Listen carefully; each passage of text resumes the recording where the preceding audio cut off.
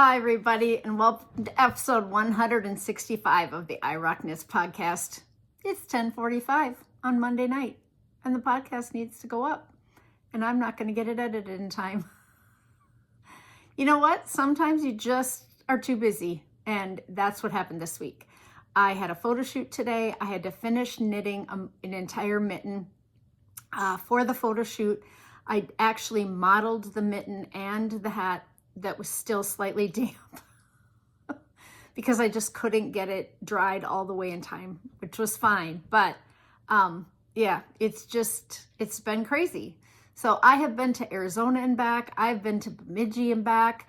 I am headed to sweater camp. I have 3 designs on the needles that need to be all done. So yeah, I'm getting to it. I'm a night owl and I never record this late at night, but I thought, you know what? And it's my daughter's birthday, and happy 28th birthday to my daughter Kylie, but I took them out to dinner because my husband's in Florida, and she did something with her new husband this weekend, but they didn't have plans today because she worked. And I said, let me take you to dinner, which is also important, right? So anyway, yeah, it was a crazy day. I have a lot to tell you this week. I do not have a guest. Hopefully I have 2 guests lined up for the upcoming week. But I got lots to talk about.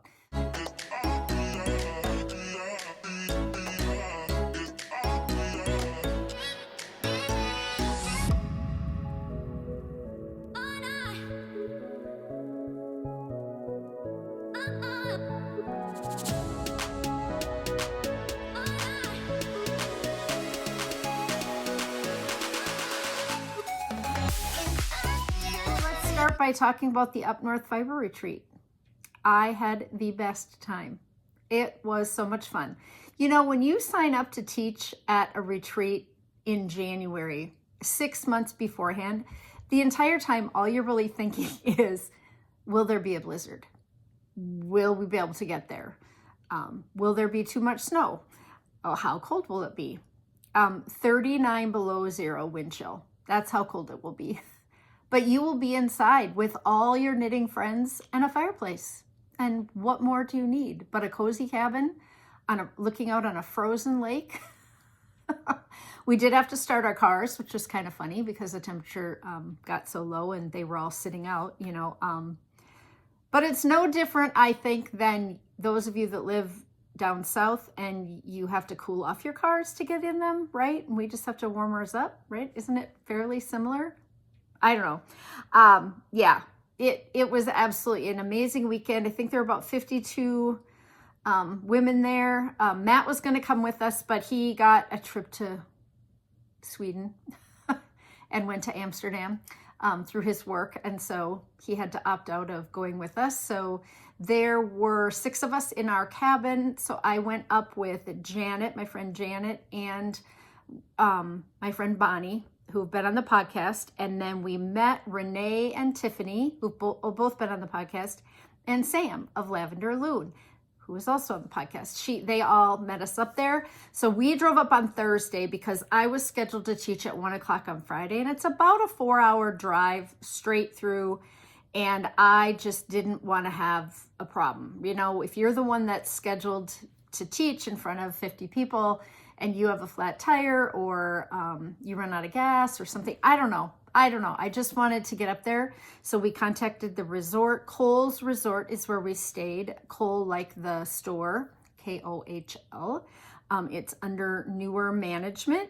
Someone purchased it. Big resort, fishing resort, but also ice fishing and lots of cabins, a big lodge. A Diet Coke fountain machine. When I walked in the first night, I looked behind the counter and I was like, you have a Diet Coke fountain machine? And he's like, yes. My wife loves Diet Coke. And I was like, I'm so excited. The next morning when I walked in, he was like, Corey, do you need a Diet Coke? I was like, sure. Yeah, so that was really nice. They did have like a bar. So they had alcoholic beverages. And then they sold bar food, so you could get like chicken strips and fish strips and pizza, that kind of thing there. So they had a small fry kitchen kind of a thing where they're just heating probably frozen foods. But if you didn't want to go anywhere, if you didn't want to drive the 20 minutes into town, then you could just eat there on the spot. Hey, bud. He doesn't know what I'm doing because I'm recording so late. But yeah, we left on Thursday. I met Bonnie, who lives on the other side of the city, and Janet came to my house, and we met at Taco John's in Maple Grove. Favorite fast food, right? And there are very few of them in the Twin Cities. So if we were going to meet in Maple Grove, I said, let's meet at Taco John's. So they both were indulgent and said, sure. And when we got there, we left my house, and within 5 minutes, my husband called and he said, you left your suitcase on the bed. Now, I packed 4 suitcases because I took 54 sweaters up to camp, and I had all the sweaters alphabetized and packed, and I had a cooler with some Diet Coke in it, and I had a backpack, and I had knitting project bag. But my husband had taken the mirrors out to the car and the suitcases, and the night before put them by the back door in the garage. I can't remember. Anyway, and then I packed up my suitcase and went out to take something out to the car. I meant to say to him, get my suitcase off the bed, would you please? With my new shoulder, I'm not supposed to lift more than 8 or 50 pounds, depending on if they move your bicep over, which they did move my bicep over.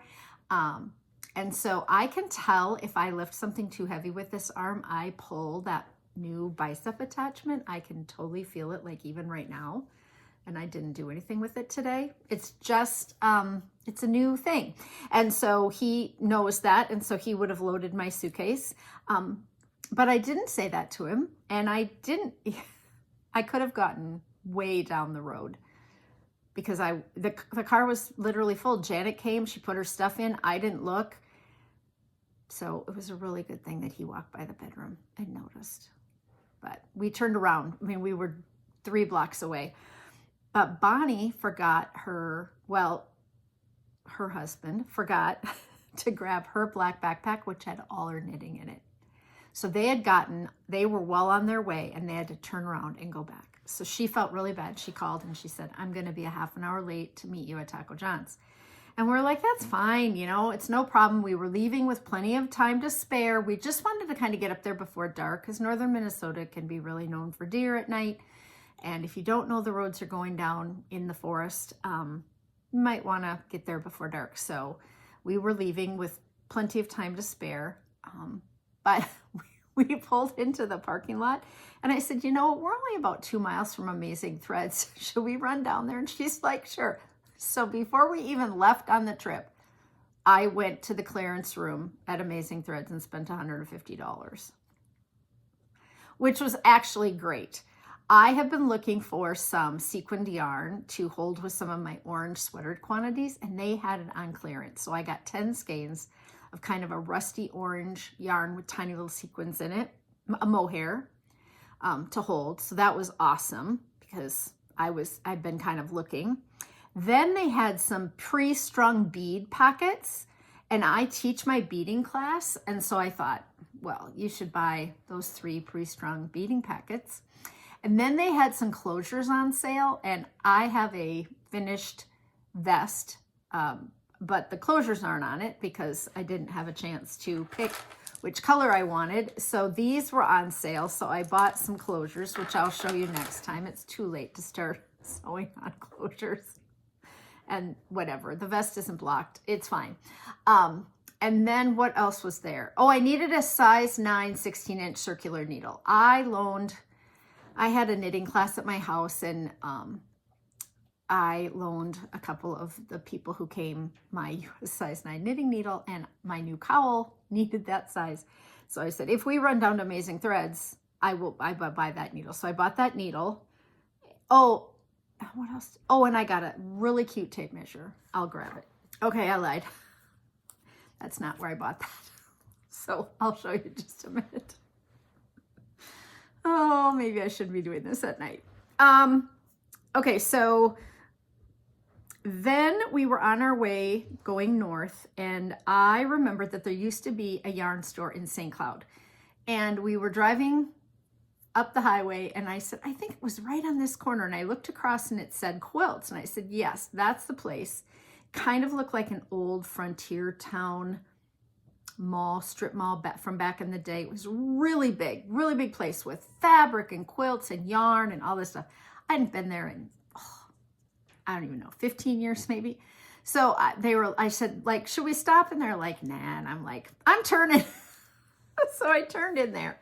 It was no longer a yarn store, but it was still a huge quilt store. So it's called Gruber's, for those of you that are in Minnesota that know, but the yarn store is gone. They sold part of it and we asked. So we went in there, but we took a potty break, which is great because we were only an hour on the road, which is fine. And then we drove all the way up to Bemidji from there. So we had tacos. We'd stopped at 2 yarn stores and we hadn't even gotten to the retreat yet. But when we got to Bemidji, we decided we should go into the yarn cabin. So we called Angie on the way because we thought she was closing.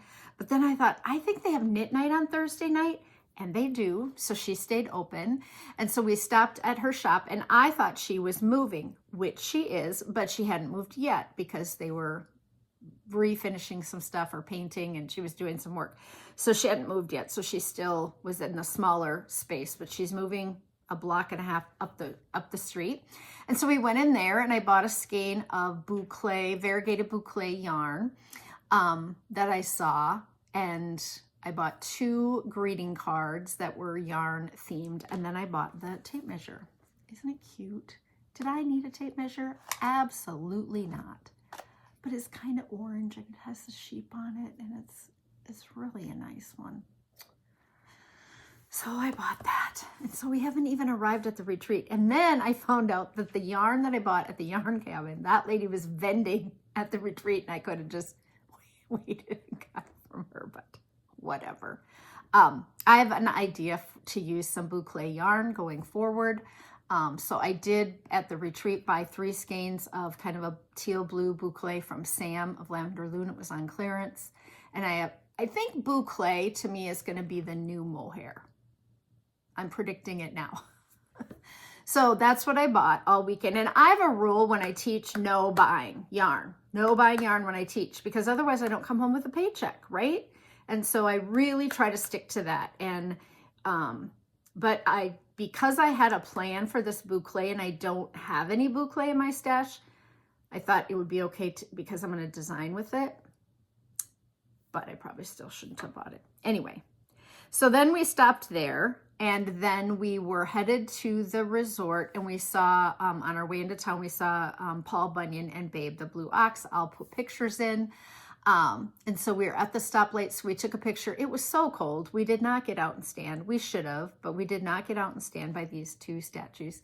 And that is a folklore tale about Paul Bunyan, who was logging in the Minnesota North Woods and cutting down the lumber, and his blue ox walked on the land and created the 10,000 lakes because he was such a big ox that he made all these holes in the ground. Anyway, so if you are not familiar with Minnesota folklore, but that is part of our, and then Janet bought stitch marker stoppers that were Paul Bunyan and Babe, and I don't know who had those made up, but they're the little kind of rubbery ones that stick on the end. They're so cute. Yeah, really cute. So I'll have a picture to put in of those too.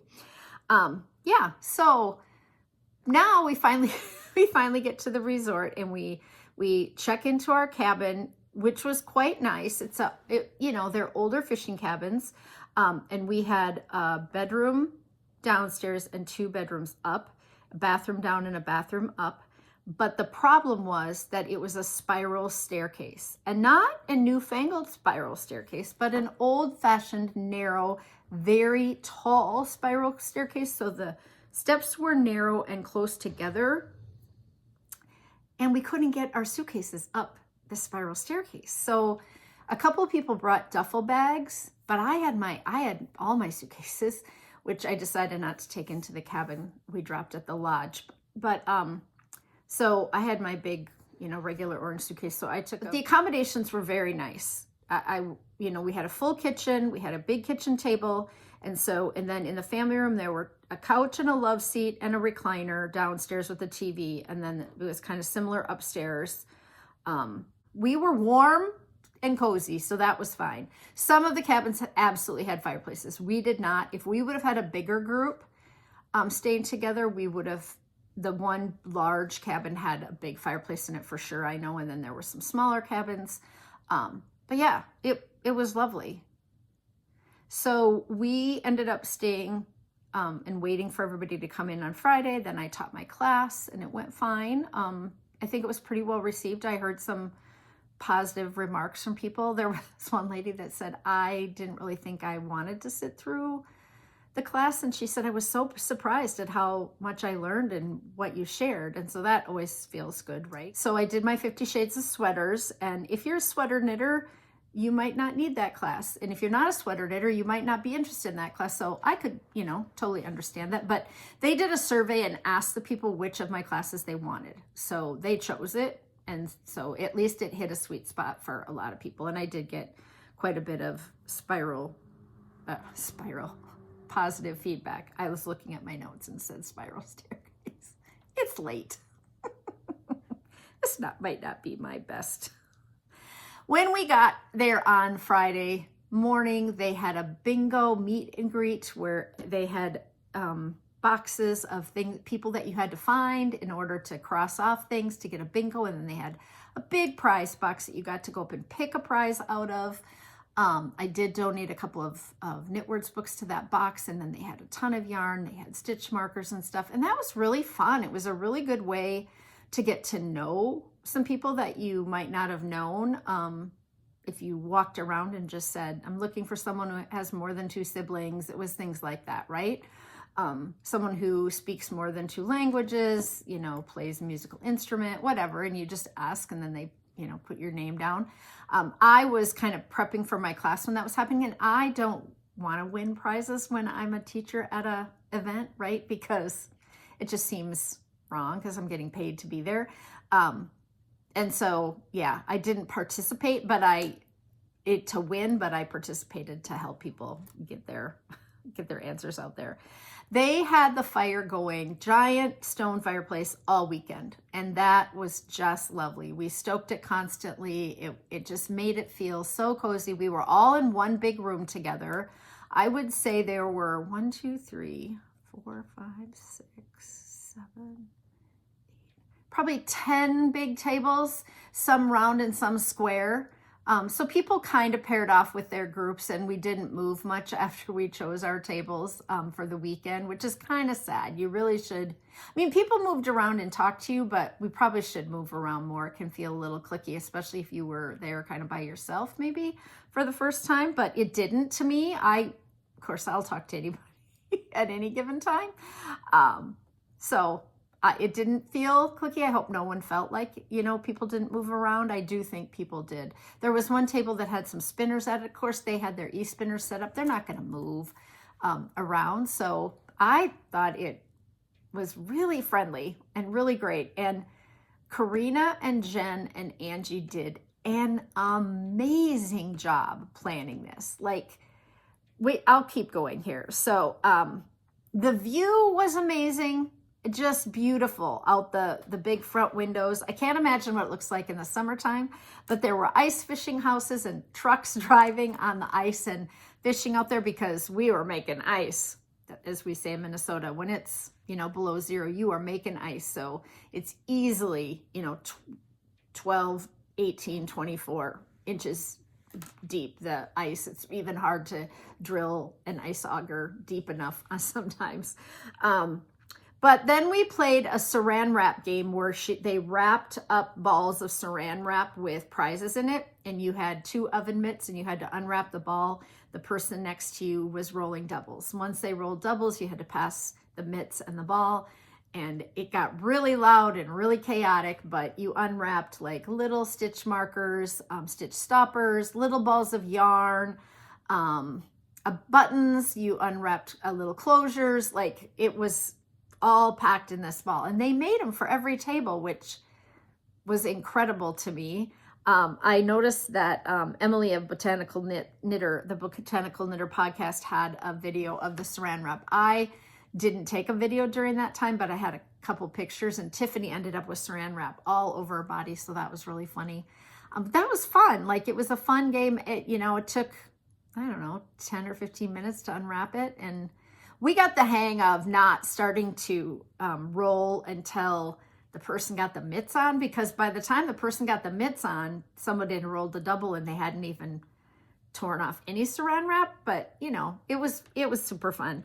And then they had a basket making class, and they had Sam of Lavender Loon do a panel discussion about her sheep and starting her farm, which was amazing and fascinating, and I love Sam, so that went really well. And then we could go out to dinner, but we stayed in, and we just had bar food that night, and that was fine. And they gave everybody drink tickets, so you could get a drink ticket, and then they played another game. I was back shopping when they played one of the games, so I missed it, but I didn't want to win anyway. But then on Sunday morning, after all that, then we played Fiber Feud, which was Family Feud.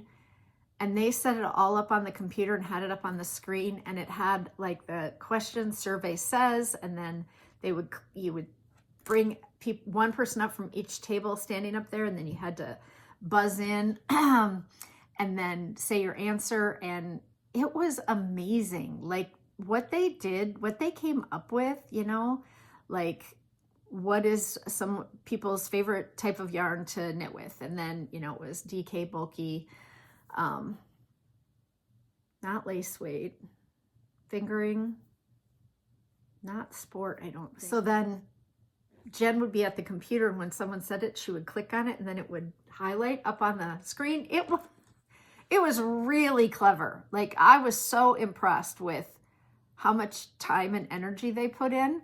They brought in food for breakfast and lunch each day. They made oatmeal in the Instapot. They made 50 hard-boiled eggs in the Instapot in the morning. And the hard-boiled eggs were very, very popular, because you could get some protein. They had toast and fruit, tons of fruit. There were, gosh, I don't even know. I don't eat breakfast much. So I think they had apples and bananas and toast. And then they had toppings. They had granola toppings and dried fruit stuff for the top of the oatmeal. The oatmeal was delicious. Yeah. And then they had orange juice and yeah. And then they brought in Green Mill catered.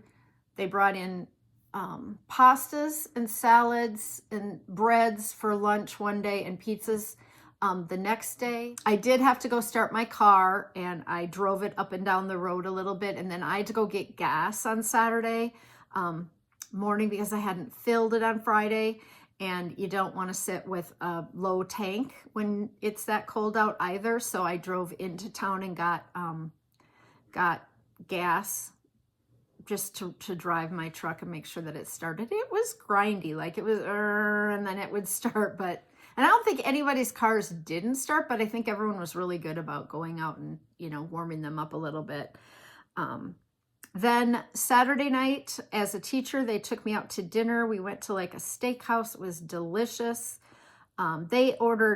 We sat with a big long table of the teachers and a few of the vendors and stuff. We all shared all these appetizers, and then we had meals, and then we had dessert. It was way too much. It was really nice though. Yeah, so that was fun. They took us out to dinner. In our swag bags, which I shouldn't have taken, but they had one for me, we got the bag with the logo on it. And then there was a notebook and stitch markers and a mini skein from Pines and Purls, which is Angie's yarn dyeing company. Angie, who owns the yarn company, yarn store in Bemidji. And then there was something from, stitch markers from Jessica of the Knitted Butterfly, really pretty stitch markers. And then there were postcards and like a tour guide, they picked up one of the tour magazines of Bemidji so you could look up things that there were to see around town and places to go to eat. It was just so organized, like so amazingly organized. So Carrie and Beth of Sister Weekend Yarns were there from the Alexandrian Fargo area.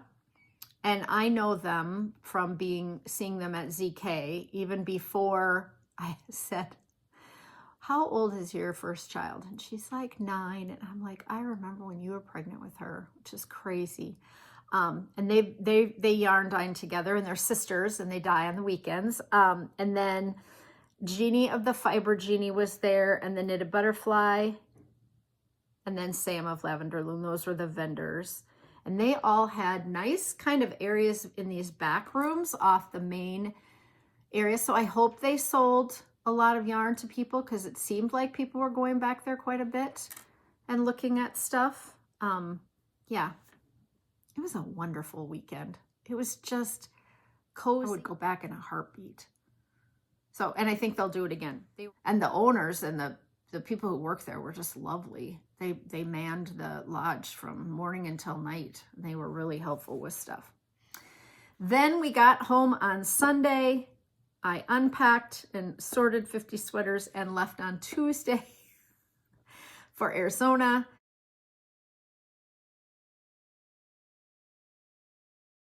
Where I taught at Tempe Yarn on last Friday. Gosh, it seems like forever ago. But Ross and I left on Tuesday.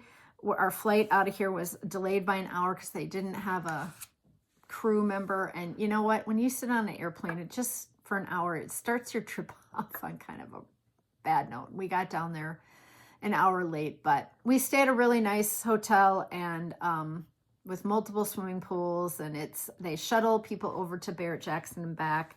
So we did go down on Tuesday. Our friends have moved down there for the winter.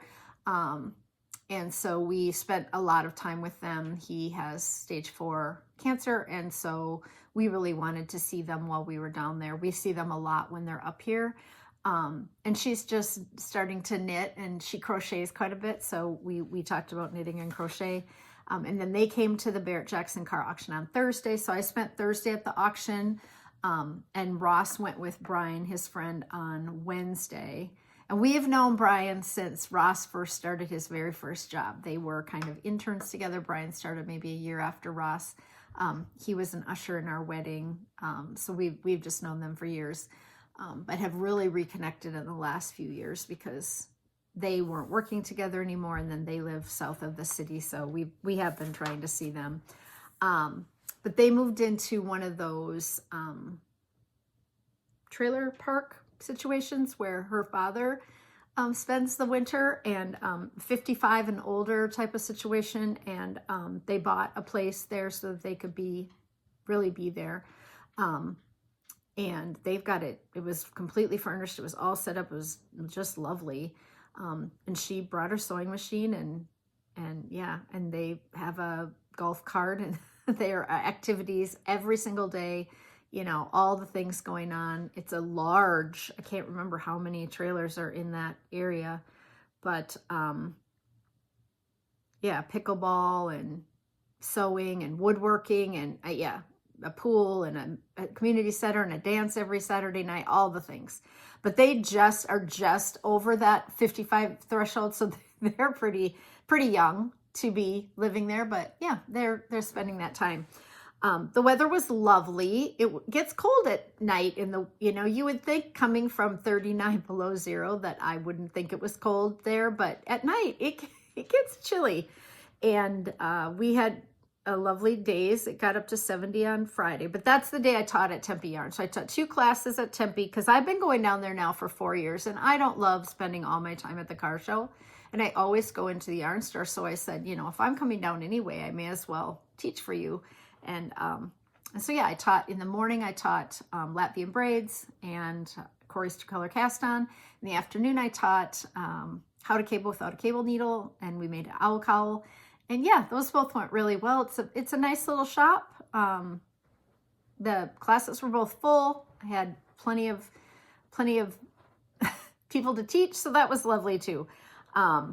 We love to eat at the La Hacienda at the resort. There are at the hotel where we stay. They have 3 restaurants. One is kind of a cafe for breakfast and lunch, although they serve casual dinner food there. They have outdoor bar area where you can eat and drink with those gas fireplace things to sit everywhere, right?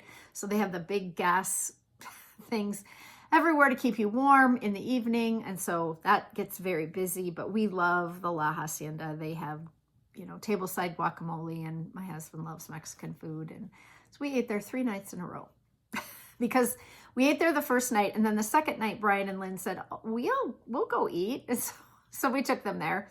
And then the last night, we went back. Ross wanted to have what I had the night before because he tried mine. And so I said, yeah. And it's right there on the property. And the other place is a kind of really high-end steakhouse, really high-end steakhouse. And usually we take the shuttle and go over to the golf course area where there's another restaurant, but we just didn't even want to do that. So we ate at the same place. But that was really good. So there, 35 minutes in, you've heard about my 2 trips. Ross, we came home on Saturday. Ross left on Sunday to go to Florida. He has a work trip. He comes home on Wednesday. I leave on Thursday to go to sweater camp. I come home on Sunday. And then I hope we'll be home for a little while. But it's been a little crazy around here. And this week we're going to play Pass the Dog. Right, bud? We're going to play Pass the Dog. Yeah. Dad's coming home. Yeah. We were gone for 5 days, weren't we? And Chevy turned 2. He turned 2 on Saturday. And so we had to sing to you when we got home. Yeah. Yeah, but he's been really attached. He did not love it that we were gone that long. I'm teaching at a bunch of new events. So I just want to share. I'm teaching at Wisconsin Sheep and Wool the first weekend in September. I'm teaching 3 classes, 2 on Friday, 1 on Saturday. So you can check that out. I just got into Dallas-Fort Worth, DFW Fiber Fest. That is in September as well. I have not got my contract, so I don't know for sure which classes they picked, but I think I signed up to teach 6 or 8, and they picked, so I don't know what those are yet because my contract's still coming, but so I'll be going to Dallas-Fort Worth, and I'm so excited because I've applied there for years and never gotten in. And then I just booked with Angie at the Yarn Cabin in Bemidji to teach for her in June because we're going to be up at the lake for a week. And so Bemidji is probably, I don't know, 45 minutes from where we usually go to the fishing resort. And so I thought I'll just let her know that I'm going to be up there. And she said, yep. So they're going to pick a class for me to teach at. And then I got booked to teach on April 19th at the Mankato, at a church in Mankato at the Cato Yarn Retreat. And that is at Cato Yarn. You can look her up. She's a yarn dyer here in Minnesota that has a 1-day retreat, and we're going to do tips and tricks and I think my skeins to skeins game for that day. So I'm getting busier and busy, but I just want to let people know because I do get emails from people saying, hey, are you going to ever be teaching this in the North Metro or the South Metro or whatever? So I still have a couple in the works that I'm in negotiations with to teach in the next couple months, but I haven't quite nailed those down yet. So I finished the hat and the mittens that are coming out this week for sweater camp with Fiber MacGyver. So this was the first set that I showed last time. And this chevron pattern is so easy to knit. It's 2 stitches high, and I thought it would be really complicated to write this because you know Chevy's named for chevron and Chevy cars. This one is still drying. This is the second colorway. I didn't even flip the brim up yet. So here are the mittens. Here's the other colorway. So I did green and purple and green, dark green and pink. And then the thumb gusset is also a chevron, which worked out really well. Can you see? It goes right up the thumb. The increases happen right up the thumb. So that worked out really well. These are still a tiny bit damp from this afternoon. That will come out this Thursday, January 30th, I think is the date. My newsletter will go out with a discount code. The hat and the mittens will be a set you can purchase, or one or the other. It's a really fun knit. It's 3 colors of DK weight. You use about half a skein of each color for the hat, and a tiny little bit of the 3rd color, and then use a half a skein for the other, for the mittens. So in all, you can get both of them out of 3 skeins of DK and have a considerable amount of one color left. So yeah, that's how I made that work. I do have a new cowl coming up, and it's a chunky weight blown yarn, fluff yarn, and it's so cute, but I'm not done knitting it. And I hate to send out a test knit. The pattern is written, but I hate to send out a test knit or I'm not done knitting yet. It's going to be called the Braveheart cowl, and it's a cowl to give to someone who's going through something. And it does have a heart motif right here. It is one color, but it's got a cable heart right here, and then it comes up. So it does have kind of a rounded bottom, and then more of a plain top with an I-cord edge. And that is, it's so pretty. It's turning out really neat. So I will need probably 4 testers for that because it's one size. And you could use Knit Picks Wonder Fluff yarn for that. I used Cascade Cantata, which is the same yarn I used for my purple poncho, dark storm cloud, dark cloud by O'Heal Catelli. Anyway, and I really loved that yarn, and so it's it worked up really. Then I have a shawl coming out in March. It's a 2-color shawl using a rustic yarn by Ross Farm. And that will be coming out the 2nd week in March. And so I'll need testers for that too. So watch, if you're a tester for me, watch for the email. If you'd like to be a tester, just let me know. That'd be great. I would love that.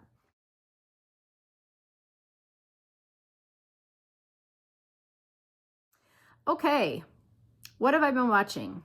I watched that movie by Small Things Like These. Claire Keegan wrote that little book.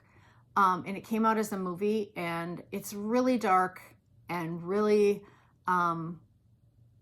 sad, but it really makes you think. It's about an Irish coal mining town, and this family has 4 daughters, and they're getting by, but they don't have a lot of extra money. And the husband delivers coal to the nunnery where the girls who become pregnant are placed and not treated well. And he figures this out, and also knows that the rest of the town knows that this is going on and that they're not being treated well. And he has to make a decision. And the nuns kind of threaten him, and they own the town. They're the Catholic Church. And so the book was really good, and I would highly recommend the movie as well. Let's do the audiobooks of the week. I have 1, 2, 3, 4, 5. I'll do them real quick. I'll just read the descriptions. I would say 1, 2, 3, 4. I would say they're 5 out of 5. Good ones. So really, really enjoyed them. Okay, the first one is called Funny Story by Emily Henry. And Daphne begins her new story stranded in beautiful Waning Bay, Michigan, without friends or family, but with a dream job as a children's librarian that barely pays the bills, and proposing to be roommates with the only person who could possibly understand her predicament, Petra's ex, Miles Nowak. So her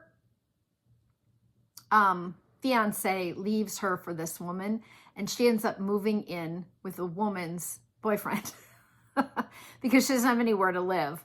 And of course, it develops into a romance for sure. But this was really cute and fun. I really liked it. It had well drawn out characters. They yeah, and you kind of, it was predictable, but it didn't seem like that they would get together because they didn't seem to be kind of clicking.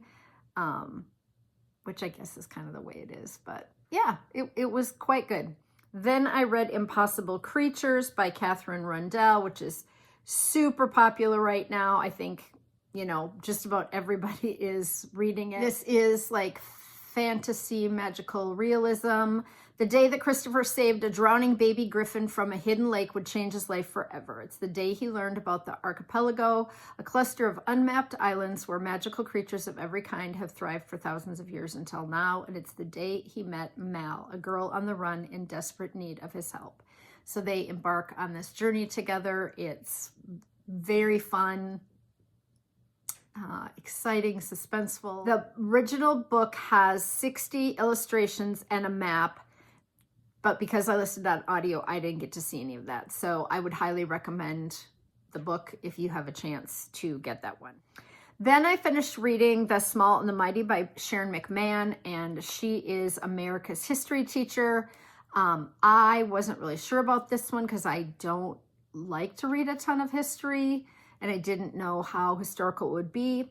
But she kind of has a sarcastic wit, a little flippant personality, and that's how she tells the story, and she reads it in the audiobook form. So in The Small and the Mighty, Sharon McMahon proves that the most remarkable Americans are often ordinary people who didn't make it into Texas. Not the presidents, but the telephone operators. Not the aristocrats, but the school teachers. Through meticulous research, she discovers history's unsung characters and brings their rich, riveting stories to light for the first time. So I think there are 12 Americans that she tells their story, and they're fascinating. They're really interesting. They're fairly quick-moving stories of what they did and how they kind of changed America. And yeah, I ended up really, really enjoying it. Then I read The Perfect Marriage by Geneva Rose, and this threw me for a loop because, you know, partway through I thought for sure I had it figured out and what was going to happen. And then I didn't. Sarah Morgan is a successful and powerful defense attorney in Washington, D.C. At 33 years old, she is a named partner at her firm, and life is going exactly how she planned. The same cannot be said for her husband. He is a struggling writer who has had little success in his career. He begins to tire of his relationship as she is constantly working. Out in the secluded woods at Adam's and Sarah's second home, Adam engages in a passionate affair with Kelly Summers. Then one morning, everything changes. Adam is arrested for Kelly's murder. She has been found stabbed to death in Adam and Sarah's second home. There are so many twists and turns about who I thought this could be and who done it, and I was just certain I knew, and then I didn't. So that's kind of fun. Kind of keeps the page turning. And then I finished a really short one. It's called Clear by Carries Davies, and this was lovely, and I think I'm going to pick it as our next book club book. It was only 3 hours long, and it was fascinating. It won a bunch of awards. What did it win? 2024 Bookmark Festival of the Year. It got awards for top 10 historical fiction books, New York Times, Vogue and Washington Post reviews, Guardian, The Globe, The Mail, Best Book of the Year. You know, lots of reviews. John, an impoverished Scottish minister, has accepted a job evicting the lone remaining occupant of an island north of Scotland. Ivar, who has been living alone for decades with only the animals in the sea for company, though his wife Mary has serious misgivings about the errand, he decides to go anyway, setting in motion a chain of events that neither he nor Mary could have predicted. Shortly after John reaches the island, he falls down a cliff and is found unconscious and badly injured by Ivar, who takes him home and tends to his wounds. And these two men have to live together while he recovers, and it's just a really very interesting story because he's left his wife, this minister has left his wife to go kick this man off the island because he's raising the sheep there, and now the government is going to take the island back. And yeah, it was really, really good. So there, the 5 audiobooks of the week this week. The next book club date is February 13th from 7 to 8 and is Lessons in Chemistry by Bonnie Garmis. So if you are interested in reading that and joining us, you have a couple of weeks to read the book. It's quite good. I think there will be plenty to talk about. And I really enjoyed it. It is a longer book, and usually I pick shorter books, but you know what? We got some readers in this group and they don't care how long it is. So I said, great, we're gonna go for it. Let's do the giveaway. This is what we given away last time, the bag and the needle holder, and that is going to Patreon member Kathy Larson. So Kathy, who was just at the retreat, you won that. So send me your address and I will get that in the mail to you. And then this week, we are giving away a whole bunch of little things here. So we have a project bag, 3 skeins of orange cotton yarn, which are perfect for making pumpkin hats for babies, just as an idea. It's Summer Light DK, 50 gram skeins. Then I have these little iRock Knits mini skein giant stitch markers. Like, they're really cute, but they say iRock Knits on them. And 2 of the orange toggles. And I'm going to put them in the same bag as this. Oh, maybe they were in there and they fell out. Okay, so that will be next time's giveaway. So just comment either on Patreon or on YouTube, either place, because I go over and I add the numbers together, and then I do the random number generator and choose. So and not that many people comment, and so several people have won twice. So feel free to comment away, because you can just say hello, and that works for me. I think that's all I have for you this week. It's late. It's kind of crazy. It is now going on 11:45. So I will get this edited. I'll start editing tonight. If it gets too late, I will edit in the morning and get it up on Tuesday morning. I always try to have them up by Tuesday, but you know what? Sometimes life happens and you just have to move on. So go out and look for my Lollipop Park hat and Lollipop Park mittens, and let me know if you want to be a test knitter, but I will see you in 2 weeks. Come in for a big hug, and I hope you're having a good January, and I hope it is warm and you're getting a lot of wintertime knitting done, because that's all I want to do, is sit and have the fireplace on and watch TV and football and knit. All right, see you next time. Bye.